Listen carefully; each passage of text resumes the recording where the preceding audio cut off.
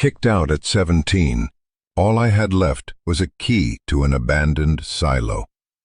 What I found there wasn't just about survival. It was the truth that finally set me free. If you've ever felt like you were starting over with nothing, like the world had already written you off, then this story is for you. Do me a favor and hit that subscribe button, and let's walk this road together. Because sometimes the most forgotten places hold the keys to who we're meant to become. The clock on the wall of Ms. Davies' office ticked with a flat plastic sound, each second dropping into the silence like a stone into a deep well. It was the only sound in the room besides the rustle of the file she was closing. That file was my life. 17 years, condensed into a stack of beige papers held together by a metal clip. Reports, assessments, relocation notices, a story written by strangers. She slid it into a drawer, and the soft thud of it closing felt more final than any slammed door I'd ever heard. "Well, Leo," she said, her voice tired but not unkind. "That's it." She folded her hands on the blotter, her knuckles white. She'd been my caseworker for the last 2 years, the longest I'd had anyone. Her office, with its wilting fern and the faint smell of stale coffee and disinfectant, was the closest thing to a fixed point I had.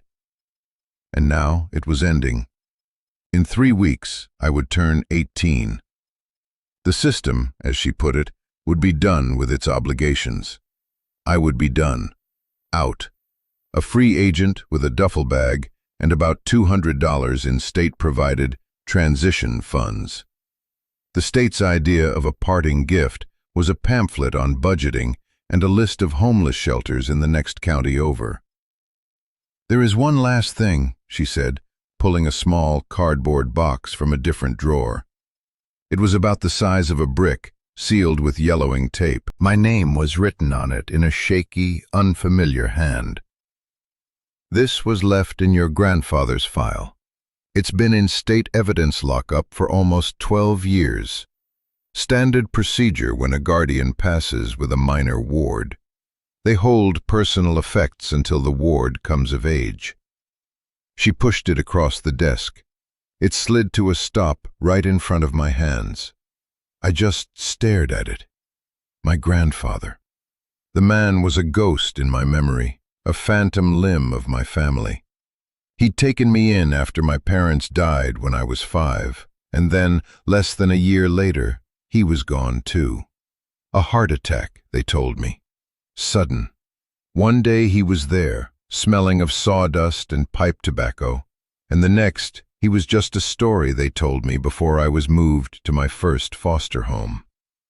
I hadn't thought about him in years, not really. It hurt too much to think about the people who leave. "What is it?" I asked, my voice raspy. I hadn't spoken since I sat down. "We don't know. We're not allowed to open it. It's yours now." I picked it up. It was heavier than it looked. I could feel something slide inside. For 12 years, this box had been sitting on a shelf, waiting for me. For a day when I would be officially, legally, alone. I tucked it into my worn backpack, the corner of it digging into my spine. It was a hard, solid thing in a world that felt like it was dissolving around me. Miss Davies gave me a sad, tight smile. "The bus ticket is for tomorrow morning, Leo. It's the best I could do.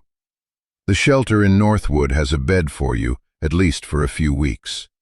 After that," she trailed off. After that was the great, terrifying unknown. The sheer cliff face of adulthood I was being pushed towards. I stood up, the legs of the chair scraping against the linoleum. I couldn't look at her. If I saw the pity in her eyes, I thought I might break. "Thank you, Ms. Davies," I mumbled. It felt like the right thing to say, even if I wasn't sure what I was thanking her for. For the box, I guess. For being the one to finally show me the door. I walked out of the office, the backpack feeling heavier than it ever had before. The box wasn't just a box.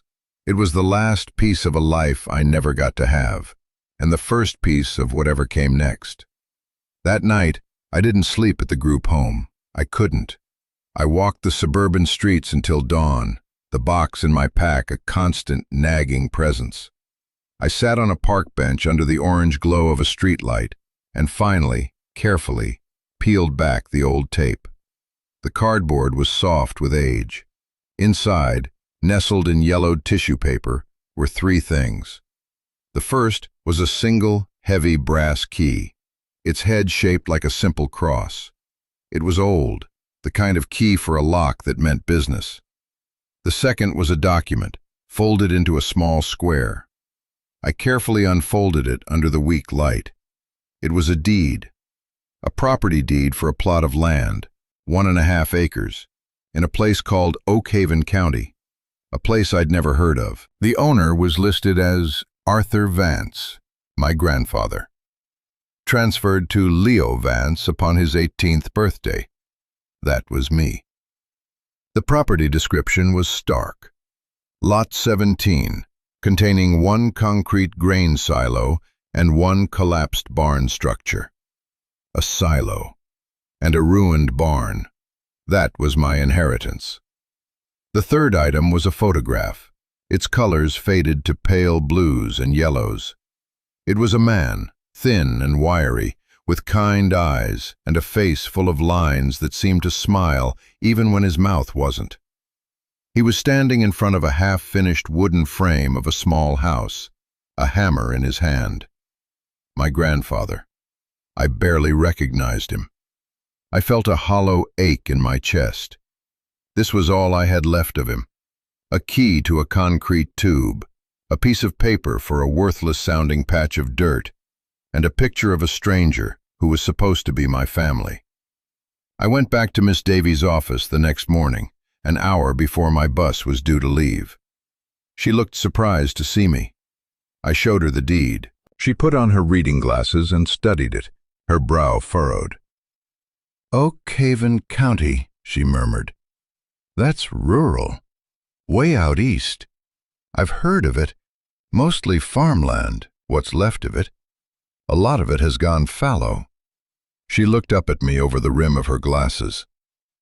"Leo, a piece of land like this, the deed says there are tax liens on it. 12 years of unpaid property taxes. You'd have to pay thousands of dollars just to make it legally yours. And even then, what is it, a silo? It's a liability, not an asset." She sighed, tapping the paper. "My advice? Find a local real estate agent out there online. Sell it. For whatever you can get. $50, $100. Take the money and add it to your transition fund. It's better than nothing." Better than nothing. That phrase seemed to be the theme of my life. I folded the deed and put it back in my pocket. The key felt heavy against my leg. "What if I want to see it?" I asked. The question surprised me as much as it did her. She looked at me for a long moment. "The bus to Northwood passes through a town called Miller's Creek. That's the county seat for Oakhaven. It's about a 2-hour detour, one way. If you get off there, you're on your own. The shelter bed in Northwood will be gone." The choice was clear. The sensible path, the one everyone expected me to take, was to go to the shelter, to follow the plan laid out for a person like me. Or I could take a detour into the unknown, chasing the ghost of a man I barely knew, to a piece of land that was probably just another dead end. "I understand," I said. But as I walked out of her office for the final time, I knew I wasn't getting on the bus to Northwood. I was going to Miller's Creek. I had to. It was the only thing that was mine. The bus groaned its way out of the city, leaving the familiar grid of streets and the gray smear of the skyline behind. I sat with my forehead pressed against the cool glass of the window, watching the world change. The endless suburbs bled into strip malls, then into patchy farmland, and finally into dense, rolling hills of forest. The sky was a low, bruised purple, threatening rain. Every mile marker we passed felt like a stitch being pulled from the life I knew, leaving me more untethered, more alone. The other passengers were ghosts, their faces blurred by the motion of the bus, their quiet conversations a low hum that I couldn't penetrate. I was in a metal tube full of people, but I had never felt more isolated. I clutched the strap of my backpack, the hard corners of the box digging into my palm. My grandfather. The name echoed in my head, but it didn't attach to anything solid. I tried to summon a memory, a real one. I could almost feel the scratch of a wool sweater against my cheek. I could almost smell the sweet, earthy scent of pipe tobacco and freshly cut wood. But the images were like smoke, dissolving the moment I tried to grasp them. All I had was a profound sense of loss, a gaping hole where a person was supposed to be. And the questions that had been the silent soundtrack to my entire childhood. Why did he die so soon after taking me in? Why did he leave me to the mercy of strangers? Was I too much to handle? Was his heart just too weak? Or was it me? Was I the thing that broke it? The bus driver called out, "Miller's Creek! Next stop, Miller's Creek!" his voice crackling over the intercom. My heart hammered against my ribs. This was it, the point of no return. I grabbed my backpack and shuffled down the aisle, avoiding eye contact with the few people who glanced up. The bus hissed to a stop in front of a small brick building with a sign that read, "Miller's Creek Bus Depot and General Store." I stepped off the bus, and the doors folded shut behind me with a pneumatic sigh. The engine roared to life, and it pulled away, leaving me standing alone in a cloud of diesel fumes. The silence that descended after it was gone was absolute. It was a living thing, a pressure in my ears. Miller's Creek wasn't so much a town as a crossroads with a few buildings clinging to it for dear life. A gas station with sun-bleached pumps, a diner with a flickering neon "open" sign, and the general store. A single traffic light blinked from green to yellow to red, policing an intersection with no traffic. I went into the general store. An old man with a cloud of white hair sat behind the counter, reading a newspaper. He looked up at me over his spectacles. "Help you?" he asked, his voice gravelly. "I'm looking for a property," I said, my voice feeling small and thin. "Out on Ridge Road, Lot 17. I showed him the deed. He took it, his thumb tracing the crease in the old paper. "Vance," he said, more to himself than to me. "Haven't heard that name in a long time. Arthur Vance's place." He peered at me. "You his boy?" "His grandson," I said. He nodded slowly. "Figured you got his eyes."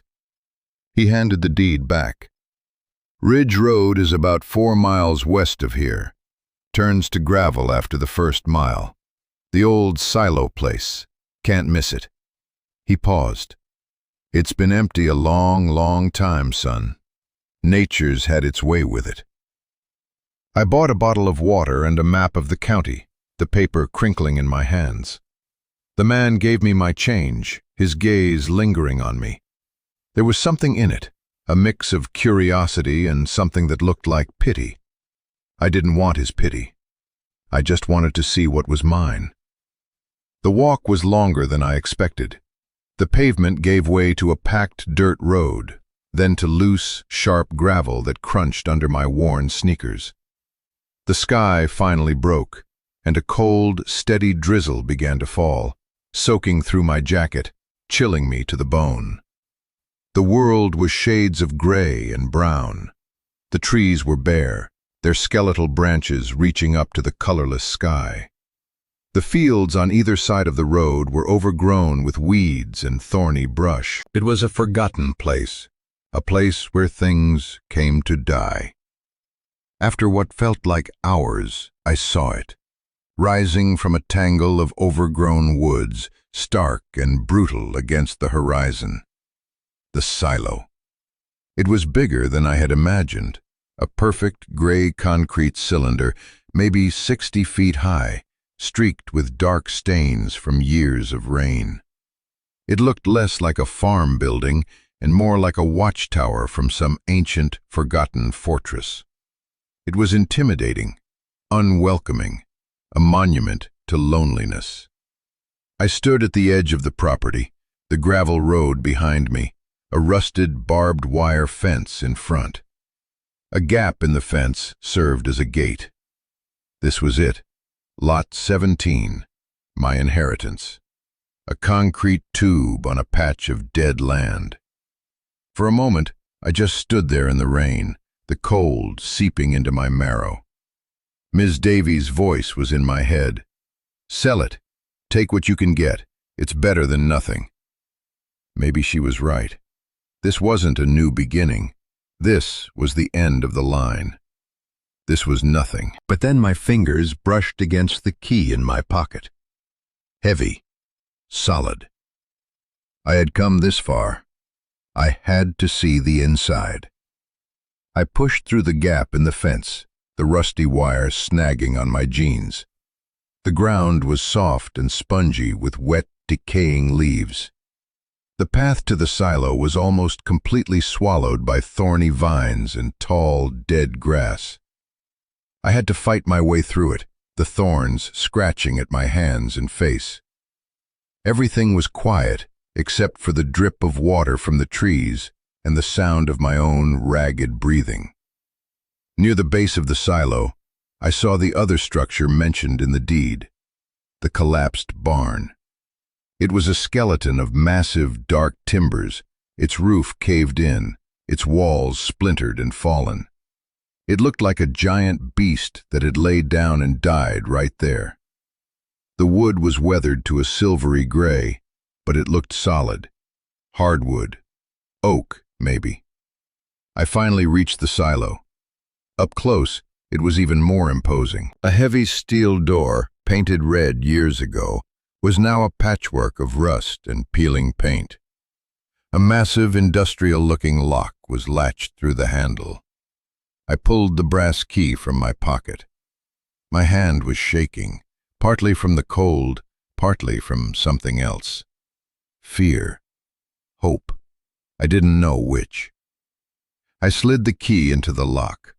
It resisted at first, stiff from disuse, but with a grunt of effort, I turned it.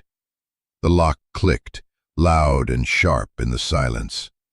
It was a sound of opening, a sound of possibility. I pulled the lock free and grabbed the cold steel handle of the door. It was heavy. I had to lean my whole body into it. With a deep, groaning screech of rusted hinges, the door swung inward, opening into perfect darkness. A wave of cold, musty air washed over me, a smell of damp concrete, of dust, of time itself. It was the smell of a tomb. I hesitated for a second, standing on the threshold between the gray, drizzling day and the absolute blackness inside. Then I took a breath and stepped in. The door swung shut behind me with a deafening clang, plunging me into total darkness. My heart leaped into my throat. The echo of the door slamming went on and on, bouncing off the curved walls, a sound that seemed to chase its own tail. I fumbled in my backpack for the small flashlight I carried, my fingers clumsy with panic. I found the switch, and a weak yellow beam cut through the black. I was in a huge, circular room. The concrete walls soared up into a cone of darkness far above me. The floor was concrete too, littered with dirt and debris that had blown in over the years. The air was thick and still. My light beam danced around the empty space. There was nothing here. absolutely nothing. Just a huge, empty, echoing concrete shell. A wave of bitter disappointment washed over me. This was it. This was the grand mystery. A hollow tube. Miss Davies was right. It was worthless. I felt a fool for coming all this way, for wasting my last chance on a ghost story. I was about to turn and leave, to fight the heavy door back open and walk away from this whole stupid idea, when my light caught something on the floor. Near the wall, almost hidden in the shadows, was a pile of what looked like old sacks, rotted and covered in dust. But underneath them, the concrete floor seemed different, a slightly different color. I walked over, my footsteps echoing in the vast space. I kicked at the sacks, and they disintegrated into clouds of dust and fiber. Underneath, a section of the concrete was indeed a different shade of gray. It wasn't a patch, it was a block, a large, square cinder block set into the floor, unlike the poured concrete around it. It had no mortar. It was just sitting there. My breath caught. I knelt down, my flashlight beam focused on the edges of the block. There was a small gap, just enough to get my fingertips into. I pulled. It was heavy, but it moved. I scraped it sideways, the concrete grinding on concrete. And underneath it, nestled in the hollowed-out space, was a box. A metal box, like an old army ammunition can, painted olive drab. It was sealed shut with a simple latch. My hands were trembling so hard I could barely work the clasp. I kept thinking, this is it. This is the reason for the key, the land, the whole strange inheritance. I finally got the latch open. It sprang up with a snap. I lifted the heavy lid. The first thing I saw was money, stacks of it, old bills, wrapped in rubber bands that were dry and cracking, 50s and hundreds, more money than I had ever seen in my life. I felt my head spin. It had to be thousands, tens of thousands. Underneath the money was a thick manila envelope, sealed with wax. My name, Leo, was written on the front in that same shaky handwriting from the cardboard box. My hands were slick with sweat. I carefully broke the wax seal and pulled out a sheaf of papers covered in dense, handwritten script. It was a letter. I sat down on the cold, dusty floor of the empty silo, aimed my flashlight at the first page, and began to read.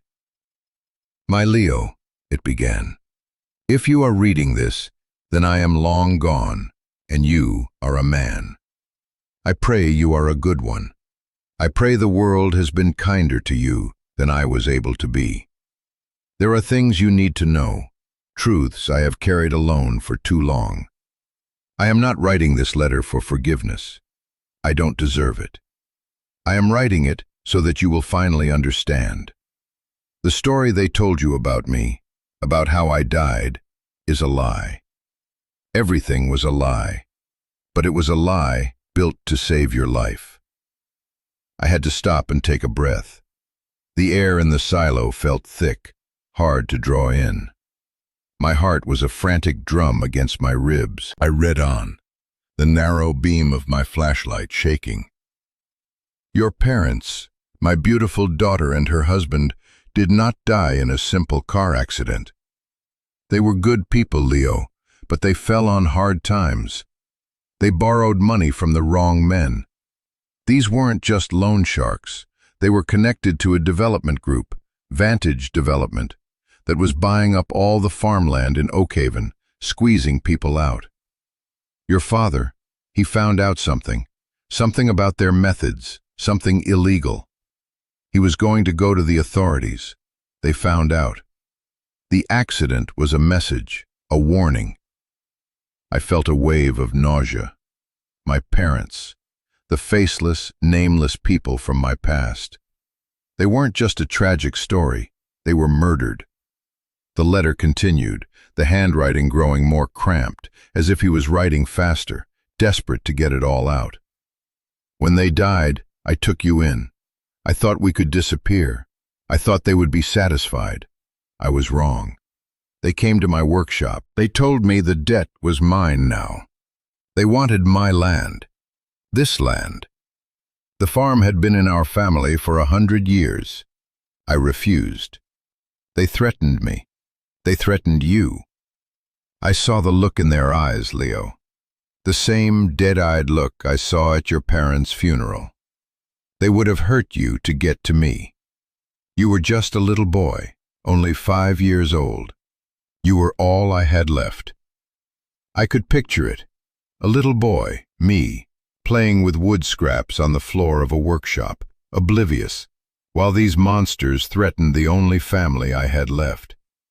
I knew I couldn't protect you, not in the open. I couldn't fight them, and I couldn't run with you. They would have found us. So I did the only thing I could think of. I staged my own death. A heart attack. An old friend, the county coroner, owed me a life debt. He signed the papers, arranged for a pauper's cremation of an unclaimed body.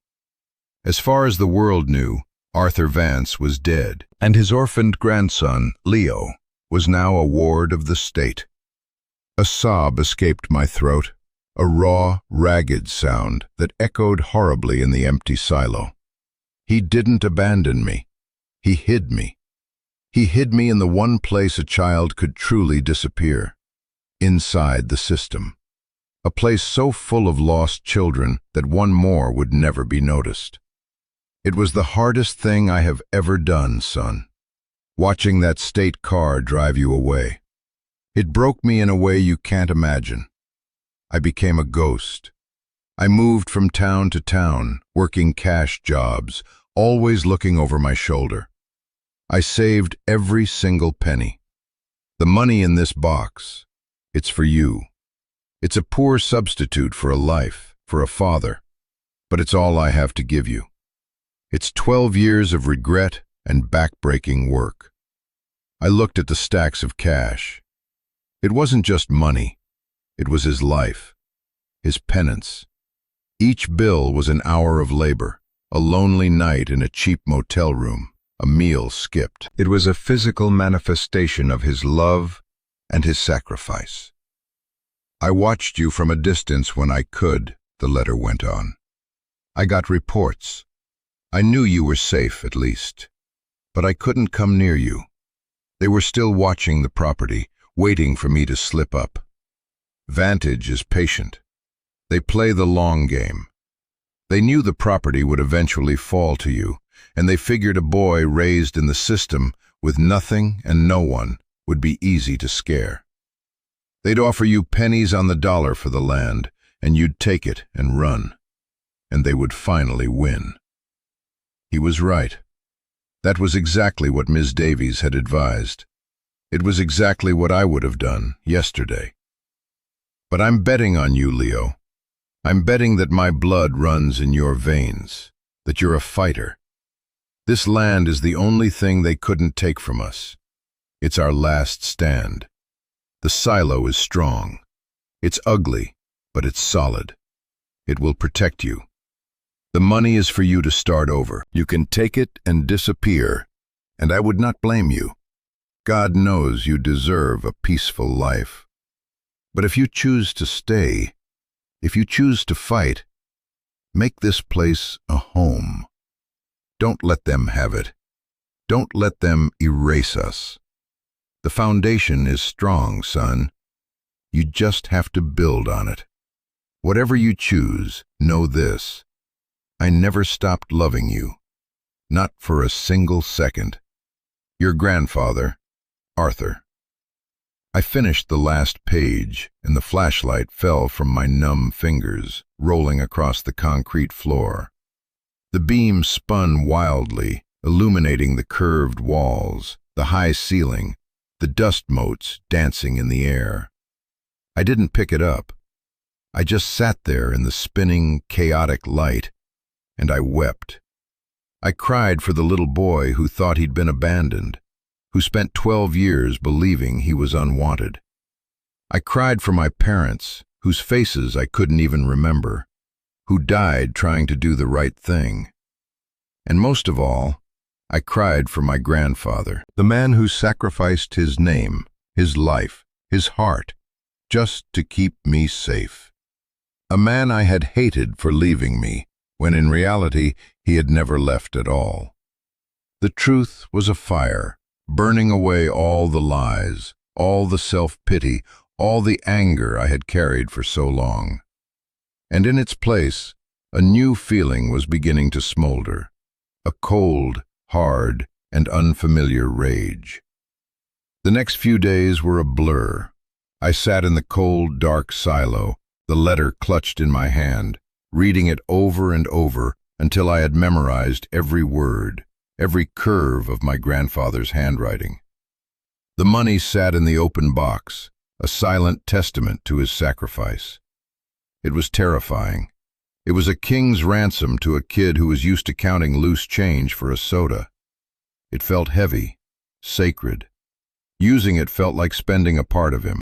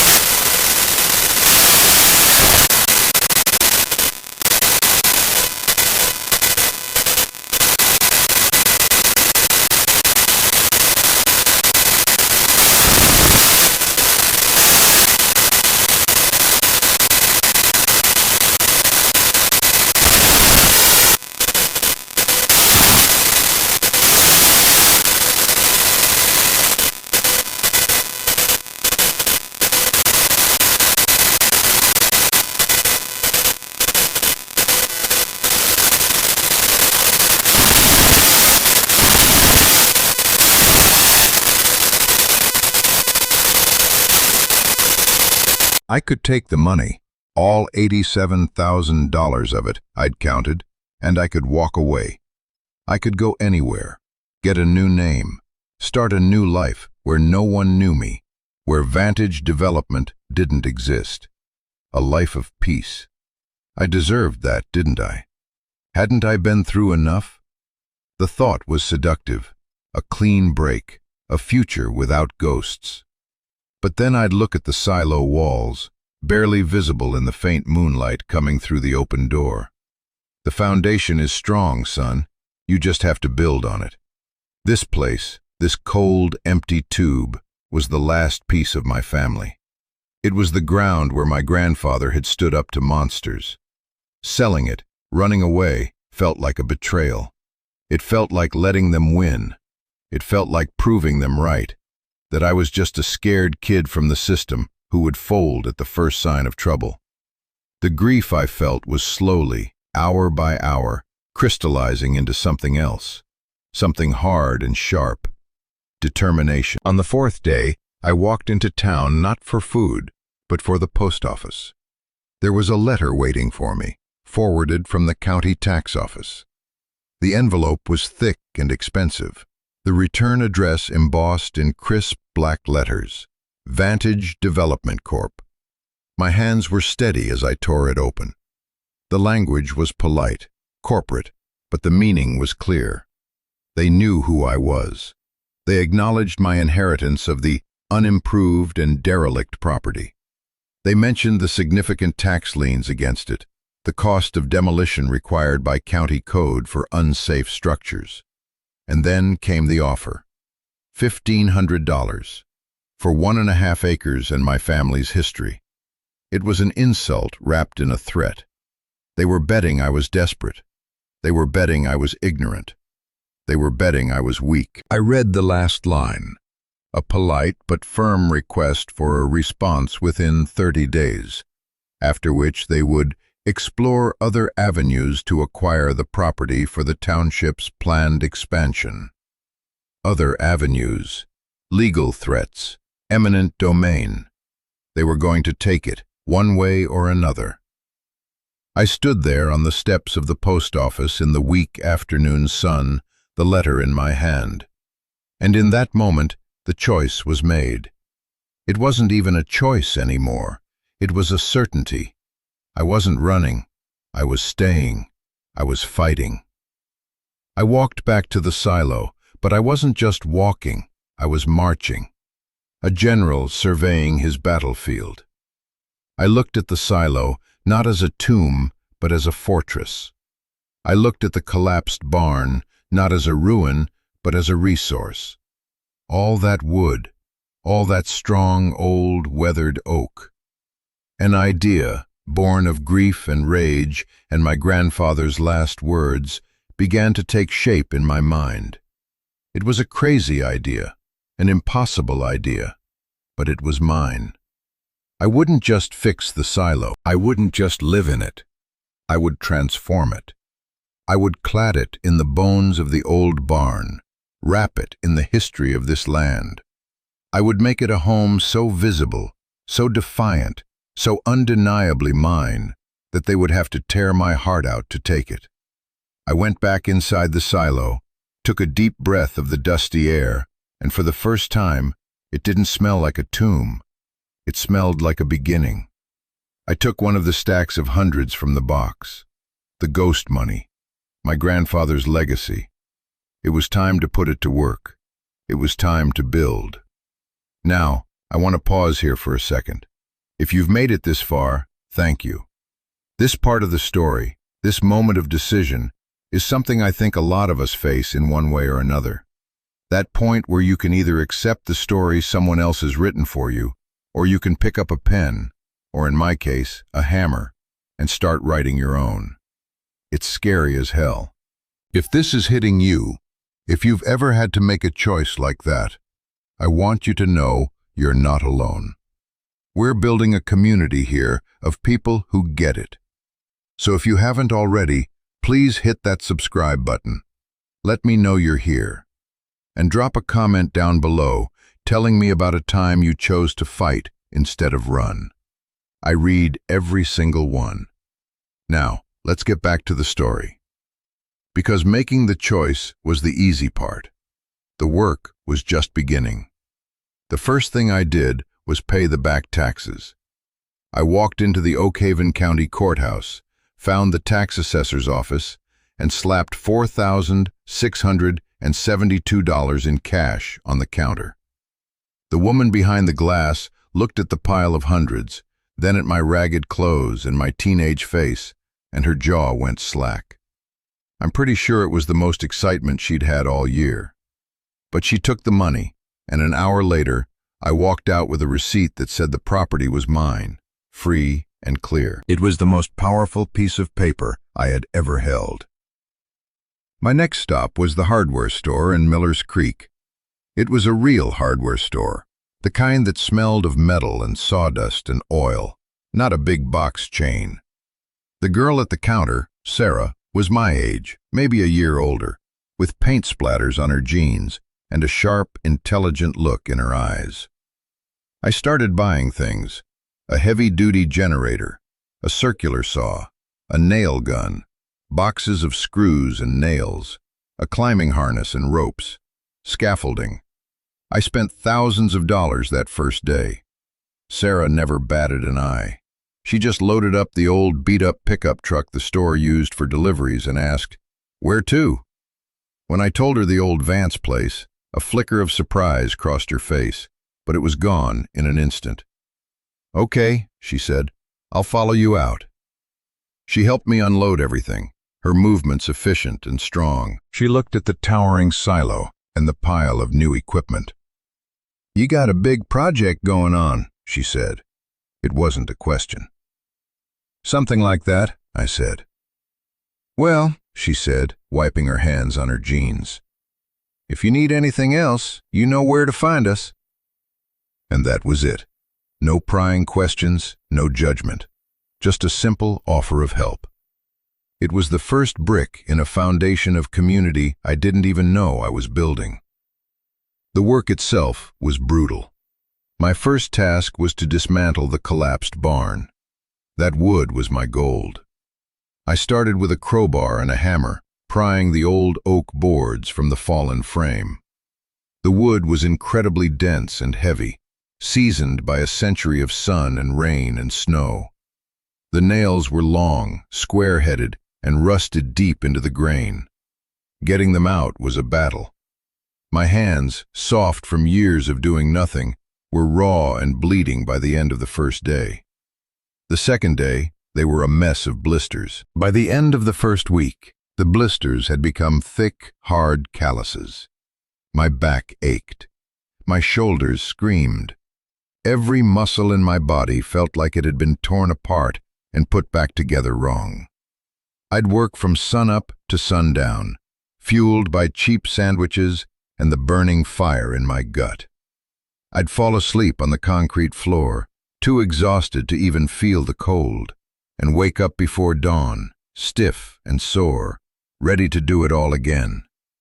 Slowly, a pile of salvaged wood began to grow. Each board was a victory. Each one was a story, scarred with the marks of old tools, stained with the history of this land. I wasn't just salvaging wood, I was reclaiming my own history.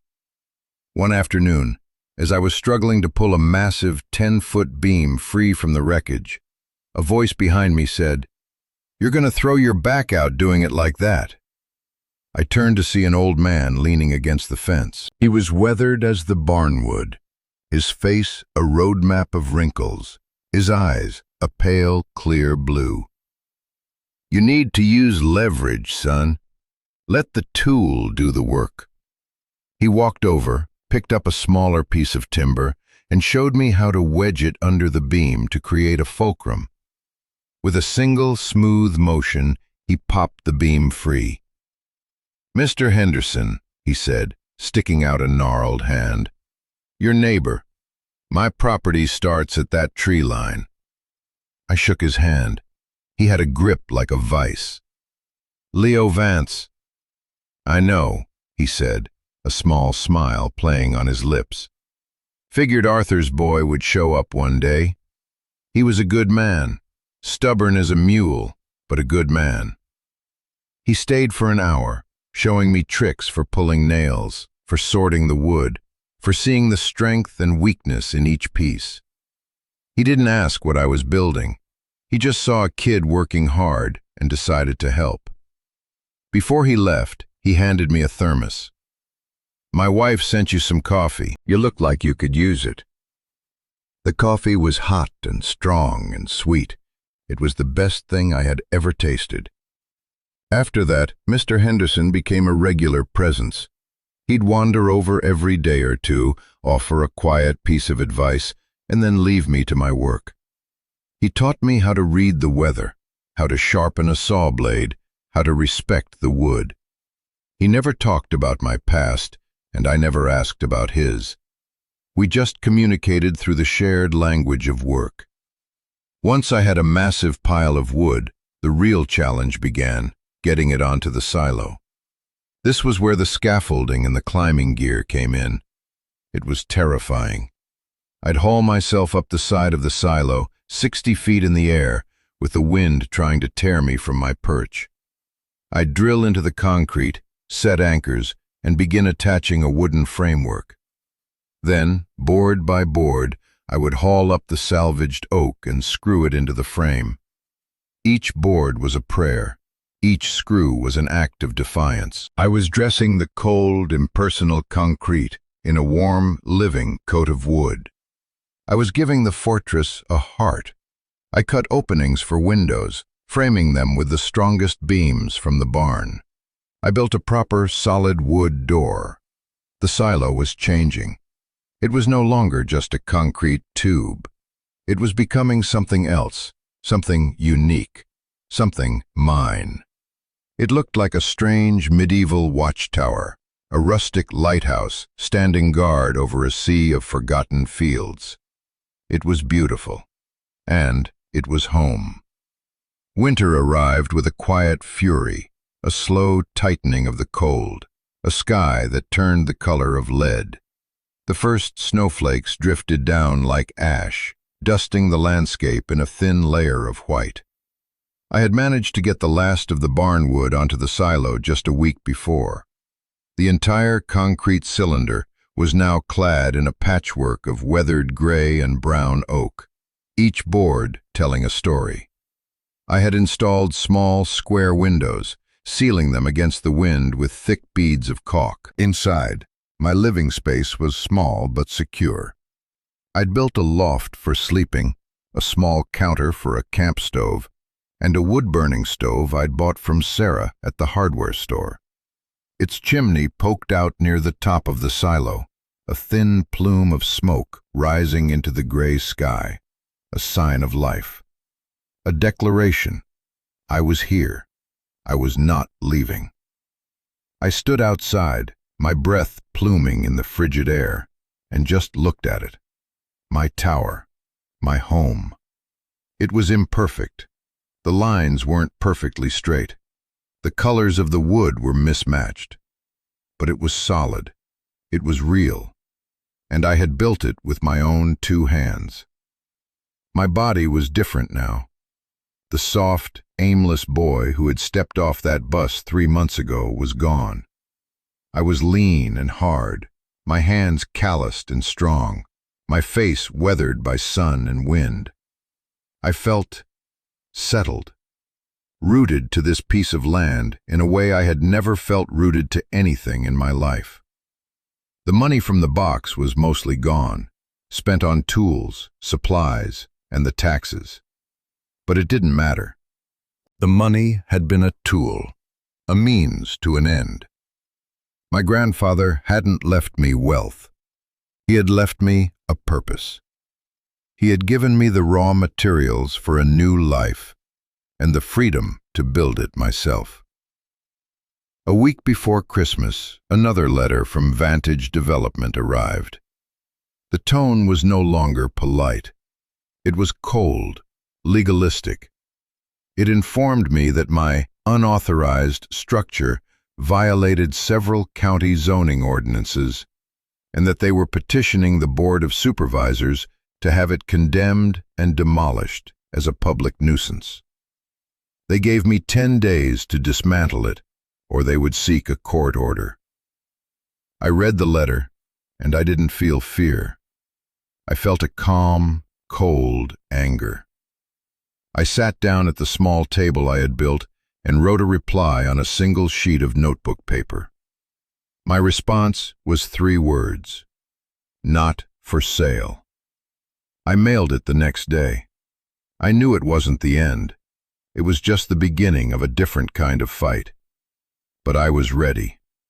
Let them come. Let them bring their lawyers and their court orders.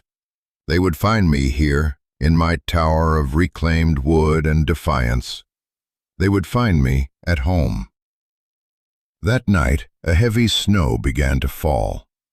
I sat by the wood stove, the firelight dancing on the rough-hewn walls of my small room. I looked out one of the small windows at the world turning white. The wind howled outside, but inside the silo, it was quiet and warm. For the first time in my life, I felt completely, utterly safe. The system had called me a ward, a transient, a problem to be managed until I could be discarded. Vantage Development called me an obstacle. But they were all wrong. I wasn't just a survivor of a broken past. I was a builder. My grandfather's letter had said, "The foundation is strong, son. You just have to build on it." I finally understood what he meant. The foundation wasn't the concrete under my feet. It was the love of a family I barely knew.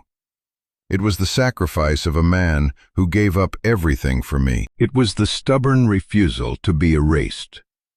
This silo, this strange and beautiful home, wasn't just a shelter from the storm.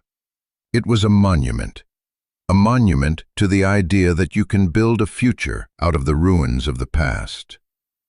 They told me I was aging out, that I was being released into nothing. But what they call nothing is sometimes just an empty space waiting for you to build something true. My silo isn't just a house. It's proof. It's proof that home isn't a place you're given. It's a place you make. It's a choice you defend with your own two hands.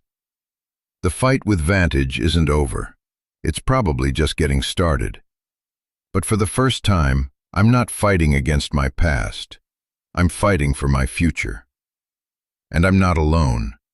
I have the quiet wisdom of Mr. Henderson, the no-nonsense friendship of Sarah, and the spirit of a grandfather who taught me how to be strong, even from beyond the grave.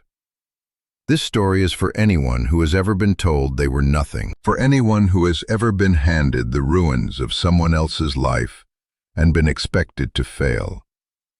What you have, right now, might look like a worthless piece of land, a broken-down barn, an empty concrete shell. But it's not nothing. It's a foundation. What did this story teach you about the meaning of home? What have you built, or what are you building, from the pieces you were left with? I want to hear about it. Share your story in the comments below. Because every story of survival, of defiance, of building something beautiful out of the wreckage, deserves to be told. If you believe in second chances, and if you believe in the power of building your own home, then please subscribe to this channel. Let's create a community of builders, of fighters, of people who know that the most important work we can do is the work of reclaiming our own story. Thank you for listening. Your story matters.